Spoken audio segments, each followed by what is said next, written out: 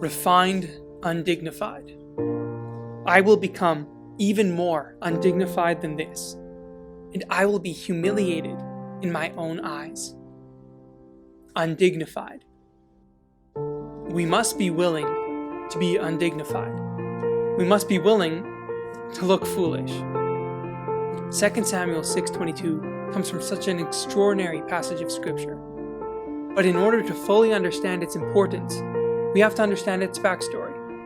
After the Exodus from Egypt, God instructed Moses to build an ark and a tabernacle so that Israel could worship God and so that God's presence would dwell among Israel. You see, the ark represented the presence of God, and that presence was among his chosen people. But during the time of the judges, the people turned away from God over and over again. And eventually, they forgot that they had the presence of God among them. Back to the verse.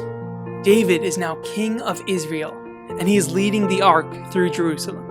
David is so joyful as he leads the procession that his worship turns into dance. In this moment of worship, David actually takes off his kingly robes and sets aside his position as king as he worships the one eternal God. But when his wife sees this, she goes to David and she rebukes him. She tells him, "What are you doing? You are the king. You're not supposed to be flailing around in front of everyone." And this is where the verse comes in. David says, "I will become even more undignified than this, and I will be humiliated in my own eyes." You see, David didn't care what he looked like to other people. He cared about what God saw. As we choose to follow Yahweh, we must be willing to be undignified.